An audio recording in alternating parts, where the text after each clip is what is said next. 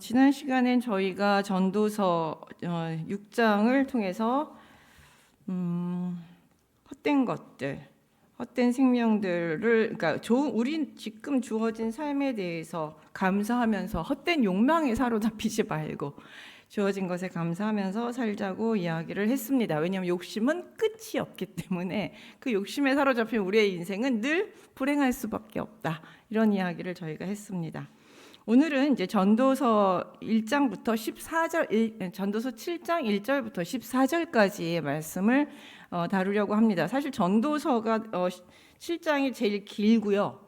29절까지 있고 가장 어려운 부분인데 요 14절까지는 그래도 조금 나은데 다음번에 할 이제 15절부터 29절이 전도서가에서 가장 난해한 구절이기도 합니다. 오늘은 이제 그 전도자가 죽음과 삶에 대한 대조를 통해서 지혜자의 마음은 어떤 마음을 가져야 하는가, 지혜자는 어떤 마음을 갖고 살아야 하는가에 대해서 우리에게 지혜를 전달합니다. 조금 전에 읽은 것처럼 이제 1절부터 4절은 무엇이 더 좋다라는 비교 전도를 통해서 어떤 것이 더 지혜로운 삶인지 우리에 대해서 이야기를 하고 있습니다. 1절에 보시면 좋은 이름이 좋은 기름보다 낫고 죽는 날이 출생하는 날보다 나으니라 라고 하고 나오고 있습니다. 여기서 앞부분에 좋은 이름, 좋은 기름은 사실 음성학적으로도 되게 유사한 언어예요. 왜냐하면 좋은 이름은 쉔, 히브리어로 쉔이고요. 그다음에 좋은 기름은 쉐멘이라는 것입니다. 쉐멘. 그러니까 쉐은 민이라는 단어를 써서 이제 미쉔, 미쉔 이렇게 이런 식으로 이제 발음이 됩니다. 그러니까 음성학적으로 우리에게 이야기를 하면서 무엇이 더 좋은지 이제 이야기해주고 있습니다. 둘은 서로 대조가 되는 의미를 보여줬는데 왜 그러냐면 좋은 기름은 향유예요. 향수라고 번역하는 분도 계신데 향유, 좋은 기름이죠.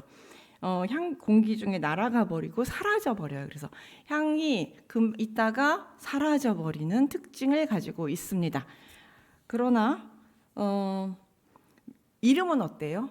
좋은 이름, 명성이라고 우리가 얘기를 하죠. 명성은 어때요? 오래오래 가는 특징이 있습니다. 이순신 장군 이름 아직까지 다 기억하고 있죠. 모르는 사람 없습니다. 세종대왕. 그러니까 우리가 알고 있는 유명한 사람들의 이름은 그게 1000년이 됐든 2000년이 됐든 아브라함의 이름도 기억하고 있잖아요. 그렇죠? 아브라함의 이름도 지금부터 한 3800년 1800년이라고 보통 보면 BC 1800년이거든요. 그런 이름들을 우리는 기억하고 있습니다. 좋은 향기에 비하면 어마어마하게 긴 지속성을 가지고 있죠. 그렇기 때문에 두 개가 되게 대조가 되고 있습니다. 일시적인 것과 영원한 것의 비교를 한 것이죠. 그다음에 이 두 단어는 사실 뒤에 나오는 죽는 날과 출생하는 날을 상징하기도 합니다. 사람이 언제 이름을 남기냐 하면 보통 이제 살아서 큰 명성을 내기도 하지만 보통 죽고 나면 뭐예요? 사람은 이름을 남긴다라고 이야기를 하죠. 죽고 난 후에도 그 이름은 계속 남습니다. 그리고 그 향유는 언제 쓰냐면 아이가 막 태어났을 때 축하하는 의미로 축하하는 자리에 섰습니다. 예수님 탄생했을 때 황금과 유향과 몰약 기억나시죠? 황금과 유향과 몰약, 유향, 좋은 기름, 좋은 향수 이런 것들이 태어난 날을 이제 아이에 이렇게 발라서 기쁨을 탄생을 축하하는데 많이 사용이 되고 있습니다. 그렇기 때문에 두 개 이름이라는 것은 죽은 날 장래를 상징하고 좋은 기름은 탄생을 축하하는 것이라고 볼 수 있습니다. 이렇게 근데 일반적으로 어떻게 장래의 날, 죽는 날이 탄생하는 날보다 더 좋다고 말할 수 있을까요? 우리는 그 반대로 생각하잖아요. 탄생은 기쁨이고 죽음은 슬픔이라 우는 것인데 저희는 일반적으로는 탄생을 좋아하고 죽음을 슬퍼하는데 오히려 전도자는 이 반대로 우리에게 이야기를 하고 있습니다. 예, 2절은 또 마찬가지로 또 반대로 얘기해요. 초상집에 가는 것이 잔치집에 가는 것보다 낫다라고 이야기를 하고 있습니다. 이것도 반대죠. 우리는 잔치집 갈 때는 되게 기쁘지만 초상집 갈 때는 마음부터가 어둡잖아요. 예, 슬프고 어둡고 예, 참 그렇습니다. 예, 갔다 오면 우울해요. 저희도 같이 우울한 경우도 많습니다. 그런데 전도자는 이 반대로 계속 얘기를 하고 있습니다. 이렇게 전도자가 우리가 생각하는 것과 반대로 죽음이 더 좋다고 생각하는 이유는 모든 사람의 끝이 죽음이기 때문이라고 이야기하고 있습니다. 이렇게 삶과 장례식은 삶과 죽음의 의미를 생각하는 장소이기 때문입니다. 또한 장례식장에 가면 사실은 우리가 아기가 태어나면 참 기뻐요. 기쁘고 축하해주고 뭐 100일 잔치 돌잔치 갔다 오고 나면 와우 축하하고 하고 아이가 잘 자랐으면 좋겠다 그리고 기도도 해주고 하지만 그러고 끝이에요. 예, 어떻게 자랐으면 좋겠다 하고 축하해주면 근데 그 끝이고 나한테 영향을 미치진 않아요. 그게 나의 삶에 영향을 미치나요? 아이가 태어난 것과 축하한 거하고 와서 예, 내가 아이를 하나 더 낳았으면 좋겠다. 우리 아이는 어떤가? 뭐 이런 생각들을 잘 하지 않습니다. 그냥 축하해주고 거기서 끝나요. 예, 그렇지만 장례식장을 다녀오면 우리는 그렇지 않은 장례식장도 있지만 상당히 많은 생각을 하게 하는 장례식장도 있습니다. 특히 우리가 우리의 삶을 되돌아보게 됩니다.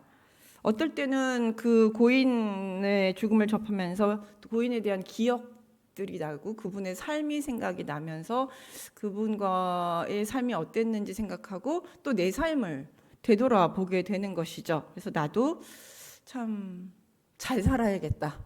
조심하면서 살아야겠다. 좋은 덕을 남기면서 살아야겠다. 뭐 여러 가지 생각들을 우리는 하게 됩니다. 특히 이제 친했던 분들, 우리 교인 같이 교회 신앙생활했던 분들의 돌아가시고 나면 더 많이 마음속에 남죠. 그분이 생전에 어떻게 사셨고, 그다음에 그분이 어떻게 돌아가시고 하나님 나라에 가서 참 좋겠다 하면서 나도 천국에 가면 그분을 만나야겠다라는 생각도 하고 신앙생활도 열심히 해야겠다. 그냥 여러 가지 참 우리에게 주는 생각들이 많습니다. 그래서 나의 삶의 도전을 참 많이 끼칩니다. 이런 것들을 보면 장례식장은 우리의 삶에 참 많은 영향을 미칩니다. 즉 죽음을 통해서 우리는 무엇을 다 바라보냐면 나의 삶을 되새겨보게 된다는 것이죠. 죽음이란 배경 속에서 나의 생명을 다시 한번 되돌아보고 주어진 삶에 대해서 다시 한번 생각해보게 된다는 것이죠. 그렇기 때문에 장례식장이 탄생한 날보다 축하하는 날보다 더 좋다고 이야기를 하고 있습니다. 그다음에 3절에서 보면 슬픔이 웃음보다 낫다라고 얘기하는데 여기서 이제 슬픔이라는 것은 카츠라는 단어인데 사람에게 사용할 때는 보통 부당한 대우로 인한 괴로움이에요. 예, 내가 누군가한테 막 억압을 받고 고통을 받는 그런 순간을 이야기를 하고 있습니다. 근데 이런 것들은 안 좋은 거잖아요. 남한테 막 억압을 받아서 남이 나를 막 괴롭혀서 괴로운 것이 뭐가 좋다고 이야기를 하고 있겠습니까? 차라리 기쁜 웃음이 낫지요. 그리고 근데 여기서 뭐라고 얘기하냐면 슬픔이 웃음보다 나은 이유는 얼굴의 괴로움이 마음에는 유익하기 때문이라고 얘기를 해요. 여기서 이제 얼굴과 마음은 보이는 것과 보이지 않는 것의 대조로 겉으로 보기에는 참 나쁜 것 같지만 안 좋고 괴로운 것 같지만 그것이 그의 생각과 마음과 삶에는 좋은 영향을 주는 기회가 된다는 것이죠. 좋은 영향을 줄 수 있다는 것입니다. 얼굴이 밝고 마음이 괴로운 것 아니면 얼굴은 너무 괴로운데 마음에 그것이 우리의 양약이 된 입에 쓴 것이 마음의 양약이니라 뭐 인생에 쓴 것이 인생의 마음의 양약이니라 이 잠언에도 나오는 이야기예요. 사실 우리는 행복할 때 하나님을 잘 찾지 않는 습성이 있습니다. 평통할 때는 하나님을 안 찾아요. 예. 그리고 이제 온 세상에 나만 홀로 사는 것처럼 참 잘난 척도 합니다. 내 혼자 다 잘한 것처럼 막 잘난 척도 하고 기뻐하며 삽니다. 하지만 고난이 오고 근심하게 되면 누군가 나를 괴롭히기 시작하고 내가 나를 괴롭히기 시작하면 자신의 삶을 되돌아보고 나의 행동을 되돌아보고 다른 사람도 생각을 해보면서 겸손하게 엎드립니다. 하나님 앞에. 하나님 도와주십시오. 저 인생에 왜 이렇게 괴로울까요? 저 사람은 왜 저렇게 나를 괴롭게 할까요? 내가 문제일까요? 저 사람이 문제일까요? 내가 뭐가 문제일까요? 이렇게 하면서 나의 인생을 되돌아보게 되고 나의 삶을 되돌아보면서 하나님께 지혜를 구하게 됩니다. 이 문제를 어떻게 해결해 나가야 할지에 대한 지혜를 하나님께 구하고 도움을 구하게 됩니다. 그리고 양약이죠. 예, 잘난 척하면서 살지 않고 겸손하게 살고 생각이라는 걸 하면서 살 수 있게 하는 양약이 된다는 것이죠. 그 다음에 4절에서 보시면 지혜자의 마음은 초상집에 있고 어리석은 자의 마음은 혼인집에 있다라고 얘기합니다. 이제 계속 같은 이야기를 반복하고 있어요. 다른 예를 들면서 여기서 이제 혼인집이라고 우리나라 말로는 번역했는데 사실은 즐거운 집이에요. 직역을 하면 즐거운 집, 즉 다시 말하면 잔치집입니다. 잔치집으로 번역하는 것이 좀 더 적당해요. 이것은 슬픔이 웃음보다 낫다는 것을 초상집과 잔치집으로 다시 한번 표현한 것이죠. 이렇게 전도자는 죽음을 통해 삶에 대해 생각하라고 권면하고 이런 권면을 따르는 사람을 지혜자, 지혜로운 마음이라고 우리에게 이야기를 하고 있습니다. 항상 삶과 일상의 행복을 권면하던 지혜자가 지금 현재의 삶에 대해서 행복하게 주어진 삶에 대해서 잘 살라라고 이야기하던 지혜자가 삶의 가장 어두운 면인 죽음을 생각하고 그것이 유익하다고 말하는 것은 대조를 위해서입니다. 죽음이란 가장 어두운 면을 생각하면 삶의 귀중함, 웃음의 빛남, 서로 축하하고 기뻐하는 것의 아름다움을 발견할 수 있기 때문입니다. 어둠이 있어야 빛이 드러나는 것처럼 죽음이라는 것을 생각해 봐야 우리는 현재 살아있는 이 삶의 기쁨, 삶의 귀중함, 오늘의 소중함을 깨달을 수 있다는 것이죠. 그렇기 때문에 죽음이라는 것을 생각해 보라고 하는 것입니다. 그렇기 때문에 이런 강렬한 대조를 통해서 4절이나 계속 이야기를 하고 있고 5절부터 해서도 이런 경계는 계속 이어집니다. 근데 여기서 이제 지혜자와 우매자를 비교를 해요. 비교를 통해서 이제 이 주제를 계속 이어나가고 있습니다. 5절에서 지혜자의 책망이 우매자의 노래보다 낫다고 이야기를 하고 있습니다. 여기서 이제 노래라는 것은 칭찬이나 좋은 말을 듣는 것, 노래, 즉 칭찬이나 좋은 말을 듣는 것보다 낫다라고 이야기를 하는데, 여기서 지혜자의 책망은 상대방을 위한 권면이나 조언으로 상대방이 좀 더 지혜롭게 살 수 있도록 알려주는 목적을 가지고 있습니다. 우리 부모님이 자녀들에게 이렇게 살아야 된다 조언하기도 하고, 선생님이 학생들을 가르치기도 하고, 우리 목사님이 또 우리 성도들한테 설교하기도 하고, 선배가 후배에게, 아니면 친구가 친구에게 다양한 방법으로 이제 그가 잘 살기를 위해서 이렇게 조언해 주는 것이죠. 그것이 우매자가 당신 정말 최고야, 당신 정말 잘하네, 뭐든 너무 잘해 하면서 계속 좋은 말만, 아첨과 아부의 말 하는 것보다 훨씬 유익하다는 것이죠. 근데 이거 듣기 싫어해요. 우리는 아부를 좋아하지 결코 이 책망이나 조언, 여기서는 책망이라고 좀 강하게 얘기했지만 저는 좀 약하게 조언이라고 얘기를 했습니다. 왜냐하면 책망이라고 얘기하는 순간 갑자기 마음을 탁 닫아버려요. 싫어요. 그만큼 우리는 남한테 다른 이야기를 듣는 거를 싫어합니다. 하지만 지혜자는 뭐라고 얘기해요? 그거를 들을 줄 알아야 된다. 남이 하는 칭찬, 아부에만 좋아하지 말고 책망도 들을 줄 알아야 그것이 지혜자이다 라고 이야기를 하고 있습니다. 6절에 그 이유를 얘기하는데, 우매자의 웃음소리는 가시나무가 불에 타는 소리 같으며 헛되다라고 이야기를 합니다. 가시나무, 웃음소리는 5절에 말하는 노래, 좋은 말, 칭찬들을 이야기를 하는 것인데요. 가시나무가 타는 것에 대해서 이제 크렌쇼라는 학자는 가시나무는 빨리 불꽃을 만들지만 거의 열기가 없고 소리만 요란하다라고 라고 하며, 가시나무는 이제 빨리 타버려 물도 데우기 어렵고 소리만 요란하다. 이제 이런 상황을 이야기하는 것이죠. 즉 알맹이 없이 소리만 요란한 그런 상황을 비유한 것이다라고 보고 있습니다. 우리나라로 보면 가시나무를 뭘로 비유해 보면 좋냐면, 볏짚이나 솔잎을 태울 때 혹시 계시죠? 여기서 이제 그 솔잎만 모아서 태우면 어떻게 되죠? 후루룩 후루룩. 저도 그 초등학교 때까지 저희 시골에서 놀러 가면 제가 불 떼는 거 너무 재밌어서 제가 불을 곧잘 떼었거든요.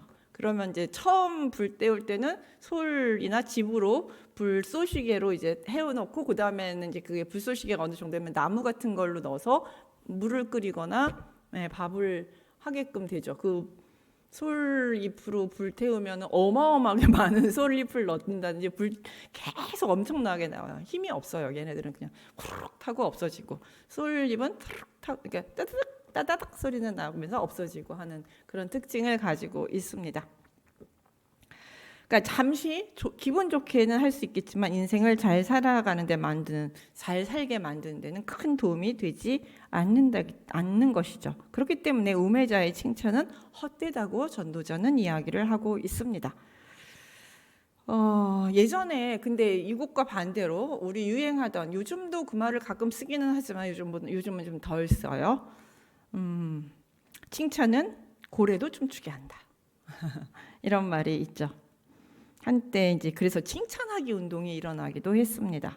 그런데 이것은 칭찬을 받고 자라지 못한 어른들에게는 상당히 긍정적인 효과가 있었습니다. 맨날 쥐어받고 구박만 받던 세대가 칭찬 한마디에 되게 힘을 얻고 되게 자존감이 높아지기도 하고 되게 마음이 편안해지기도 하고 그냥 되게 많은 긍정적인 효과를 주었습니다.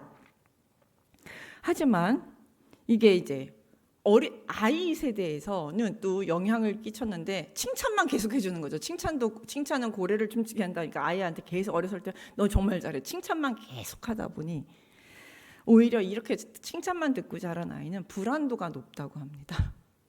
왜냐하면 항상 칭찬만 받으니까 칭찬을 안 받으면 이상한 거예요. 그러니까 칭찬을 받기 위해서 계속 노력을 한다는 거죠. 근데 그래서 칭찬의 말이 안 나오면 오히려 불안해진다는 거죠. 그래서 칭찬을 받는 게 정상이고 칭찬을 안 해주면 불안해지는 상황이 됐다는 것이죠. 이렇게 항상 빛만 보다 보면 칭찬이 좋은 거예요. 나쁜 게 절대 아님에도 불구하고 이렇게 칭찬을 못 받는 상황에서 칭찬이 딱 주어지면 어때요? 너무 값지고 귀한 것인데 늘 칭찬만 있다가 칭찬이 없어지면 이게 오히려 반대의 나쁜 효과를 줄 수도 있다는 것이 최근 연구에서 밝혀졌습니다. 늘 빛만 보다 보면 항상 빛만 보다가 가끔 어둠을 보면 감당이 안 되고 두려워지는 것이죠. 인생에서는 이렇게 빛과 어둠이 적당히 교차하면서 빛도 경험하고 어둠도 경험하고 슬픔도 경험하고 기쁨도 경험하면서 이런 가운데서 우리가 살아가야 빛의 고마움, 칭찬의 고마움, 어둠 이런 것들을 깨닫고 감사하면서 기쁘면서 살 수 있다라는 것이죠. 그래서 전도자는 진정한 칭찬이 아닌 입에 발린 칭찬의 무가치함이나 잔치집에서 웃고 떠들고 온 뒤에 허망함, 항상 즐거움만 추구하는 삶의 목마름 등을 이 우매한 그 우매자의 웃음이 가시나무 타는 소리와 같다라는 비유를 통해서 우리에게 잘 알려주고 있습니다. 즐거움, 행복, 밝음만 쫓는 삶에 또 허망하다는 것이죠. 그것도 헛되다는 것이죠. 이거 우리가 추구하는 삶이잖아요, 사실은. 원래 우리는 매일이 행복하기를 원하는 삶을 살고 있는데 누구 말로는 행복 중독이라고 얘기를 하더라고요. 그런 것의 삶을 행복 중독증이라고 얘기를 하더라고요. 그건 다 헛되다라고 전도자는 이야기를 하고 있습니다. 근데 이제 이런 걸 알았어요. 지혜자가 그래서 이렇게 살기로 마음을 딱 먹어요. 그러나 이런 지혜자도 그 마음을 지키기 어렵다고 7절에서 이야기를 하고 있습니다. 7절에서 뭐라고 얘기하냐면 탐욕이 지혜자를 우매하게 하고 뇌물이 사람의 명철을 망하게 하느니라. 이런 모든 것들을 깨닫고 그렇게 살려고 애를 쓰더라도 그렇게 마음을 지키면서 살기는 쉽지 않은 세상입니다. 여기서 탐욕이라고 번역되어 있는 단어는 그 인간의 지는 6장에서 본 탐욕하고 좀 달라요. 욕망하고 좀 달라요. 여기서 탐욕은 오쉐크라는 단어인데 사실은 억압, 강탈, 협박에 의한 금품괄지라는 단어입니다. 즉 권력자나 주변의 사람들의 강압이나 혹은 이제 뇌물 같은 경우는 돈의 유혹이죠. 돈의 유혹이나 아니면 주변의 강압, 뭐 실질적 강압이든 아니면은 사회적 억압이든 간에 다양한 방법으로 그 사람들이 그런 지혜로운 마음을 유지하면서 살 수 있도록 내버려 두지 않는다라는 것이죠. 예, 우리 사회가 끊임없이 매스컴이나 뭐 기타 등등을 통해서 우리에게 더 잘 살아야 되는 뭐 더 건강해지는 뭐 얼마는 있어야 노후가 편안하든지 애는 어디를 보내야 이 정도는 돼야 애가 성적이 이 정도는 돼야 어떻다는 등 뭐 이 정도는 돼야 이런 게 너무너무 많잖아요. 우리 그것도 다 일종의 강압입니다. 사회적 강압이고 억압입니다. 이런 것들을 통해서 우리의 마음을 계속 흔들어요. 계속 흔듭니다. 그래서 그런 마음들을 지키기가 어렵습니다. 그리고 나는 참 지키려고 하지만 사회뿐만 아니라 우리 공동체도 마찬가지예요. 예, 정치인도 그렇고 회사, 학교, 교회 모든 곳에 우리가 속하는 모든 곳에서 처음에는 참 지혜롭고 정의롭고 괜찮은 사람이 있었어요. 그래서 참 괜찮다라고 생각했는데 몇 년 뒤에 보면 그 사람도 그 집단의 성격과 별로 다르지 않은 그런 것들을 볼 수 있게 됩니다. 그거는 그 강압에 못 이겨서 같이 물들어가는 것이죠. 본인도 알게 모르게 그냥 그렇게 물들어가면서 변하게 되는 것이죠. 그래서 잠언 4장 23절에서 우리에게 뭐라고 교훈하냐면 모든 지킬 만한 것 중에 더욱 내 마음을 지키라. 생명의 근원이 여기에서 남이라. 마음을 지키는 것, 알아도 마음을 지키고 그대로 살아가는 것이 너무너무 어렵다는 것을 잠언도 전도자도 우리에게 이야기해주고 있습니다. 그래서 사실은 나 혼자만 잘 지키겠다고 하는 것은 쉽지 않습니다. 그래서 우리 공동체가 다 같이 나와 같은 마음으로 지혜로운 마음으로 만들어서 우리 서로 같이 지킬 수 있게 만들어 나가는 것이 중요합니다. 그래서 우리 교회가 그런 분위기를 만들고 우리 공동체가 서로 이렇게 지혜롭게 사는 방법을 서로 공유하면서 지혜로운 삶을 살 수 있도록 서로 격려하는 그런 공동체가 필요한 것이죠. 그래야만 우리가 살아갈 수 있습니다. 그래서 공동체가 필요합니다. 사람은 혼자 살 수 없는 것이죠. 여기까지가 그래서 지혜자의 마음 이런 것을 지키기 어렵다라고 얘기하면서 그 다음에 이제 어렵지만 그래도 지켜야 된다는 거죠. 어렵지만 어려우니 그러나 우리는 지켜야 한다 이렇게 이야기하면서 지혜로운 것이 어떤 것인가, 지혜자의 삶이 어떤 것인가에 대한 것들을 1절부터 7절까지 전도자가 이야기를 했습니다. 그 다음에 8절부터 14절은 또 조금 다른 연결이 되지만 조금 다른 이야기하는데 여기서는 지혜가 무엇인지, 그럼 지혜가 뭐냐, 지혜자의 삶은 그런데 지혜가 뭐냐라고 이제 설명하고 있습니다. 8절부터 지혜는 첫 번째 일을 시작하는 것보다 끝마칠 줄 아는 것이에요. 예, 우리 이건 뭐 누구나 다 아는 것이에요. 용두사미 라는 말도 있고, 예, 그러니까 시작은 열심히 했는데 끝이 엉망인 것을 용두사미라고 얘기하죠. 끝이 좋으면 다 좋다는 말도 있고, 뭐 작심삼일, 그것도 시작은 했는데 끝을 못 내는 것을 작심삼일이라고 얘기해요. 그래서 일단 끝을 봐야 되는 것이죠. 이거는 뭐 성공 뭐 술이나 뭐 이런 데서도 이제 자기계발서에서 같은 것도 나오는 말이긴 하는데 거대한 계획보다 작은 계획을 세워서 그것을 끝내는 것이, 성취하는 것이 더 우리한테 유익하다라고 얘기를 해요. 그러나 우리는 새해만 되면 엄청 거대한 계획들을 세워요. 예. 다이어트, 뭐 저축, 운동, 새벽기도, 성경 일독, 뭐 여러 가지를 하지만 우리 교회는 그래도 성경 일독은 지금 엄청 거대해 보였지만 지금 잘 진행이 되고 있는 것 같아요. 그래서 지혜는 시작한 일을 끝내는 것이 중요하다고 했으니 여러분 끝까지 잘 하셨으면 좋겠습니다. 그래서 이것을 통해서 우리가 얘기합니다. 성공하는 사람이 드문 이유는 시작한 일을 끝내지 못했기 때문이다. 그래서 지혜란 시작한 일을 끝내는 것이 중요하다라고 얘기합니다. 두 번째 지혜는 교만한 마음보다는 인내하는 것입니다. 이게 이제 세상 법칙하고 좀 달라요. 교만한 마음과 인내하는 마음이 대조하는 것. 왜 교만과 인내가 대조가 되느냐 하면 이것은 자랑하지 말라는 뜻이에요. 예. 사실 우리가 아는 척, 있는 척하는 것을 참는 것이 사실 쉽지 않아요. 아는 것이 있으면 아는 척을 좀 하고 싶고, 있으면 있는 척을 좀 하고 싶고, 뭐인 척을 하고 싶은 것이 우리의 마음이에요. 그런데 그것을 뭐 하자? 그런 걸 여기서는 잘못하면 교만이 되죠. 있는 거, 아는 거를 그대로 말할 수 있으면 좋지만 또 이게 이제 척하면서 교만으로 넘어가는 경우들이 많거든요. 그래서 인내하라는 거는 그런 마음을 참으라는 것이에요. 하고 싶은 말도 좀 참고 아는 척 있는 척하는 거 좀 참으라고 이야기합니다. 근데 이건 사실 여러분한테 할 말이 아니라 저한테 제가 이걸 보면서 저한테 하는 말이기도 합니다. 저도 이제 이런저런 모임을 다녀오고 나면 꼭 그날 밤에 반성을 합니다. 오늘 쓸데없는 말을 너무 많이 했군.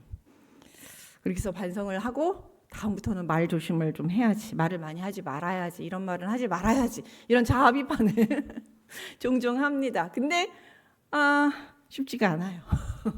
예, 그래서 늘 자아 비판하면서 다음엔 그러지 말아야지 이러면서 또 이제 하는데 어쨌든 교만한 것보다 인내한 그 말을 하고 싶은데 참으라는 것으로 참으라고 우리에게 이야기하고 있습니다. 세 번째 지혜는 급하게 노를 발하지 말라는 것입니다. 여기서 이제 분노라고 번역된 단어는 아까 이제 카스인데 괴로움으로 번역된 단어랑 같은 단어예요. 근데 여기서는 분노로 먼저 번역이 됩니다. 같은 단어인데 다른 뜻이에요. 발음이 다른 뜻입니다. 근데 여기서 말하는 분노는 깊은 생각 없이 즉각적으로 감정적으로 대응하는 분노를 말하는데 전도자는 이런 급한 분노는 우매자나 이렇게 하는 것이다 라고 이야기합니다. 사실 우리는 이런 분노로 인해서 관계를 많이 망가뜨립니다. 근데 이런 망가뜨리는데 이런 급하게 분노하는 이유, 참지 못하는 마음은 사실 교만한 마음 때문입니다. 교만한 마음, 잘난 척하는 마음, 굽힐 줄 모르는 마음, 관용이 없는 마음은 다른 사람의 말이나 행동에 대해서 쉽게 화를 내죠. 저게 아닌데 내 말 안 들으면 바로 화가 나고, 내 뜻대로 안 되면 화가 나고, 이렇게 쉽게 화를 내는 것을 교만한 마음이라고 이야기를 합니다. 여기서도 잠언 12장 16절에서는 미련한 자는 당장 분노를 나타내거니와 슬기로운 자는 수욕을 참는이라고 얘기합니다. 지혜자는 참는 것이고 우매자, 어리석은 자는 여기서 이제 미련한 자라는 표현까지 쓰는데 자꾸 분노를 낸다는 것이죠. 화를 참지 못하는 것. 지혜자는 화를 참지 못하는 것을 단지 기질의 문제가 아니라 화를 다스리려는 노력하지 않은 어리석음의 문제로 보고 있습니다. 이거는 이제 부당한 일을 당하거나 억울한 일을 당한 것을 다 참으라는 얘기는 아닙니다. 그런 걸 보면 당연히 화가 나요. 이런 건 정상적이에요. 그리고 화를 내는 게 정상적입니다. 그러나 그 얘기가 아니라 사소한 일에 자주 화를 내거나 급발진하는 것을 이야기합니다. 그리고 언제 화를 잘 내느냐 하면 우리가 이제 요즘 이걸 뭐라고 얘기하냐면 참아야 되는 상황, 약자인 상황에서는 화를 안 내요. 잘 참아요. 꾹꾹 참아요. 근데 이제 내가 좀 나이가 먹고 지위가 오르고 내가 뭐 가정이든 사회에서든지 화를 내도 될 만한 위치가 되면 화를 안 참아요. 그냥 화를 내버려요. 왜요? 내가 화를 내는데 뭐 어쩔 거야? 니네들이 나한테 어쩔 건데? 그래서 화를 안 참아요, 더 이상. 일종의 이것도 힘의 표시이기도 합니다. 분노를 막 내는 것 자체가 힘의 표시이기도 합니다. 그래서 이런 걸 뭐라고 하냐면 자기 분노 조절 장애라고 이야기하는 사람들한테 요즘 사람들이 뭐라고 하냐면 선택적 분노 조절 장애다. 약한 사람한테는 막 화를 내고 강한 사람한테는 꼼짝 못하는 이런 선택적 분노 조절 장애를라고 이야기하면서 비꼬기도 하는데 우리가 그래요. 그래서 지혜자는 우리에게 전도자는 우리에게 지혜로운 사람은 그런 급발진이나 이런 거 하지 않는다. 높은 자리에 있을수록 잘 참고 다독거리면서 일이 원만하게 잘 흘러갈 수 있도록 내 마음을 다스리는 자가 지혜로운 자다라고 이야기를 하고 있습니다. 근데 참 참는 힘이 나이가 먹을수록 힘들어요. 참는다는 것이 참지 않아도 되는 것 같으니까 참지 않게 되면서 점점 화를 잘 내고 있는 우리의 모습을 발견하게 됩니다. 옛날에는 참아야 됐는데 요즘은 안 참아도 되기 때문에 자꾸 화를 내요. 근데 지혜자는 참는 것이 그렇게 급발진하거나 분노를 내지 말라. 안 내는 것이 지혜의 문제라고 이야기를 합니다. 네 번째 지혜는 옛날이 오늘보다 낫다라고 이야기하는 것입니다. 라고 이야기하는 것이지 않는 것이에요. 그러니까 옛날이 오늘보다 나은 것이 어쩌냐라는 질문을 하지 않는 것이죠. 사실 과거에 대한 미화는 현실에 대한 불만에서 나오는 것이지 사실을 말하는 것은 아닙니다. 과거가 다 좋았다. 정말 좋았습니까? 그런 말 종종 해요. 정말 나이가 먹을수록 점점 그런 얘기를 과거가 좋았지라고 이야기를 하는데 정말 모든 면에서 그렇습니까? 그것도 선택적이에요. 기억도 선택적으로 요것만 과거가 좋았어요. 아까 불 때우는 얘기했는데 불 때우는 게 좋습니까? 아니면은 가스레인지가 좋습니까? 요즘 인덕션이 좋습니까? 낭만으로 보면 불 피우는 것에 이렇게 불멍할 수 있어서 불꽃이 확 타오르고 따다닥 소리 나는 것이 낭만적이긴 합니다. 근데 그걸로 맨날 삼시세끼 밥 해 먹으면 가스레인지, 골로 옛날에 석유 가스레인지가 골로였죠. 골로 냄새 나고 좋았습니까? 아니잖아요. 현재가 더 좋아요. 문명의 발달로 인간의 삶은 많이 편리해졌고 그 다음에 우리가 복지가 발달해서 굶어 죽는 사람 많이 없어졌고 그 다음에 의료가 발달해서 또 우리 생명이 많이 연장이 됐죠. 옛날 평균 수명이 30세, 40세 이랬죠. 조선시대는 30세. 조선시대. 저희 50세 넘어간 지 얼마 안 됐고요. 60세 지금 급속도로 빨라지는데 저희 할머니 세대도 60 환갑을 왜 했습니까? 60살을 넘기기가 어려워서 환갑하지만 요즘 환갑 안 하잖아요. 환갑은 하면 요즘 그거 왜 해? 누구나 60세는 물론 그러지 못하는 경우도 있긴 하지만 과거보다는 훨씬 많이 줄었죠. 요즘은 90세 돌아가셔야 그래 90세가 넘겨서 돌아가셔야 그래도 이제 천수를 누리셨다 이렇게 얘기를 하죠. 80세쯤 돌아가시면 좀 아쉽다 이렇게 얘기를 하잖아요. 그런 시대예요. 지금은 참 좋아요. 그러니까 이제 좀 있으면 100세 수를 누리셔야 이제 천수를 누리셨다 이제 이렇게 이야기할 수 있게 됩니다. 그런데 하지만 현실에 불만이 있는 사실은 현실이 좋습니다. 인권도 그래요. 예전에는 신분제도 있었고 자유도 없었습니다. 인권 면제에 있어서도 지금이 훨씬 좋습니다. 그런데 인간은 현재 생활에 불만이 있는 사람이 꼭 과거가 좋았다라고 얘기를 합니다. 현실에 불만족이 있거나 아니면 현실에 이제 예전만 못한 삶을 살고 있다 보면 결국은 이제 과거가 좋았지 이런 이야기를 하고 있습니다. 여기서는 아마 다양한 생각을 하실 거예요. 저희 세대는 다시 젊은 세대로 돌아가면 좋겠느냐. 저한테 아직 질문을 하면 저는 아니거든요. 20, 30대는 거의 전쟁 같은 삶을 살아서 저는 그때 다시 돌아가서 다시 그 삶을 살라 그러면 못 살 것 같아요. 안 하고 싶어요. 선택할 것도 너무 많았고 너무 힘들었는데 모르겠어요. 이제 다시 제가 한 7, 80대 돼서 이제 좀 편안해지는 5, 60대를 다시 돌아가서 살려면 그때가 참 좋았지 이럴지 모르겠습니다. 사람마다 그것이 틀리겠지만 어쨌든 돌아가진 않습니다. 돌아가지지 않아. 그때가 좋았지만 그때로 우리는 돌아갈 수 없습니다. 좋았던 나빴던 돌아갈 수 없는 시절은 그 시간은 이미 다 지나간 시절이라는 것이죠. 이 이야기를 왜 해요? 현실을 직시하라는 것입니다. 우리의 발이 어디 있는지를 보라는 것입니다. 과거에 있는 것이 아니라 오늘 지금 이 시간에 있다는 것이죠. 지혜자는 과거를 쓸데없이 미화시키지 않고 오늘을 바라보면서 살아가는 것이죠. 오늘을 바라보고 살아요. 그리고 과거를 미화하는 이유는 뭐예요? 오늘이 그리고 오늘을 불행하게 만드는 것이에요. 과거를 자꾸 그때가 좋았지라는 얘기를 자꾸 하는 건 오늘은 불행해라고 얘기하는 것과 거의 비슷합니다. 그러니까 그렇게 할 필요가 뭐 있어요? 오늘은 오늘대로 행복하고 과거는 과거대로 행복했고 오늘은 오늘대로 행복하게 살라고 전도자는 이야기를 하는 것이죠. 그것이 행복한 삶이 아니겠습니까? 네. 그 다음에 1절부터 14절에서 지혜의 유익함을 쭉 설명을 하고 있습니다. 첫째로 지혜는 유산처럼 좋은 것입니다.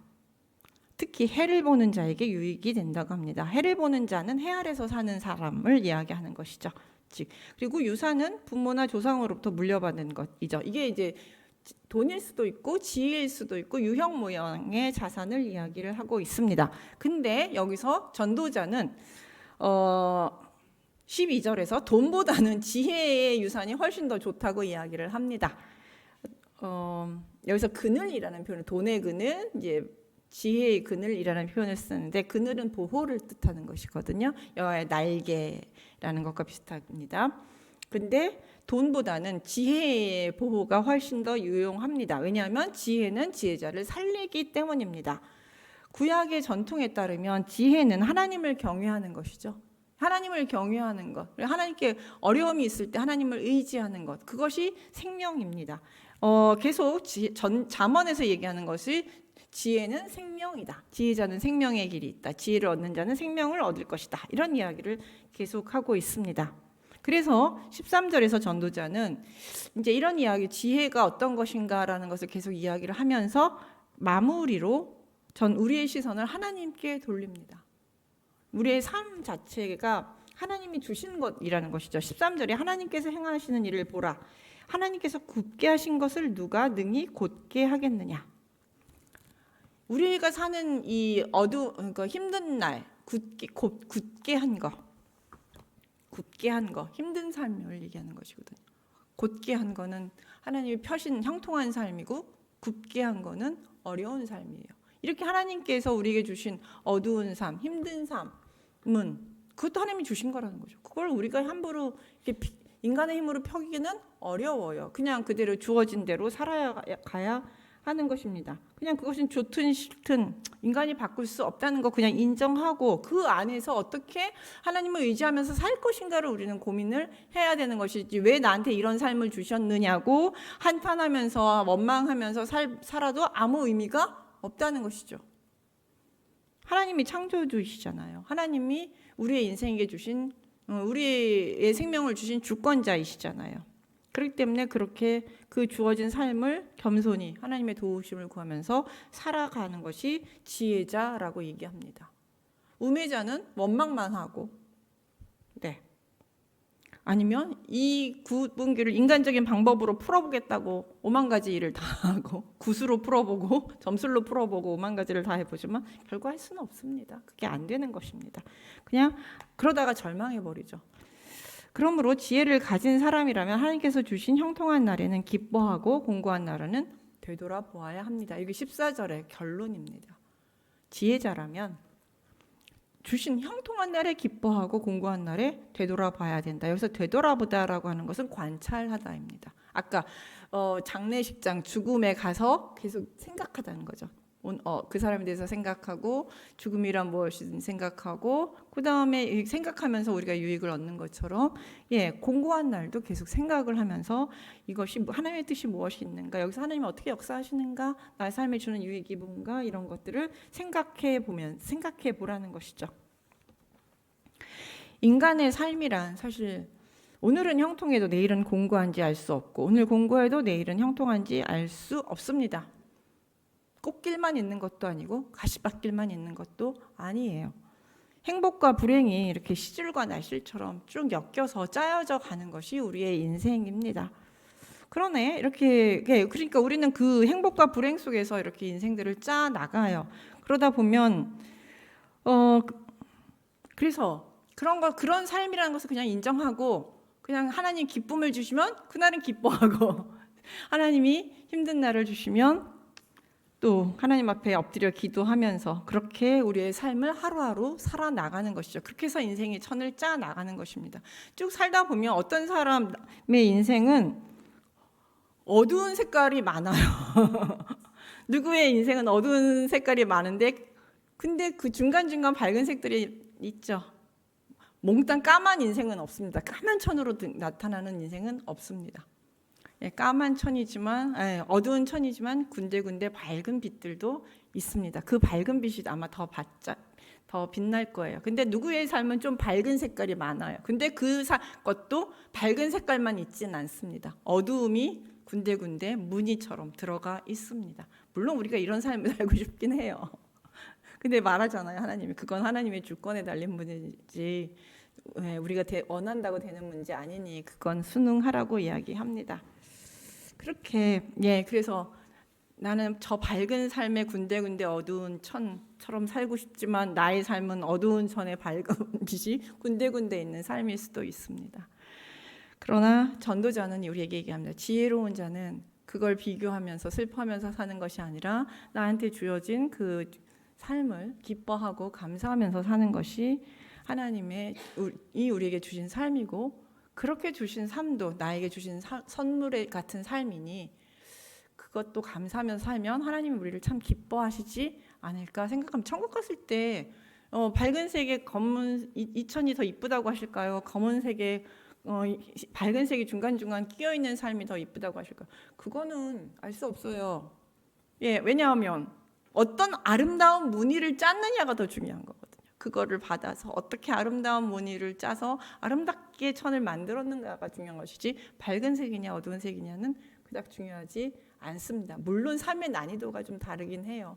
좀 불공평하다고 느껴질 수 있습니다. 그러나 전도자는 그런 것에 너무 연연하지 말고 하나님을 바라보고 주어진 삶에서 최선을 다해서 살라고 이야기를 하고 있습니다.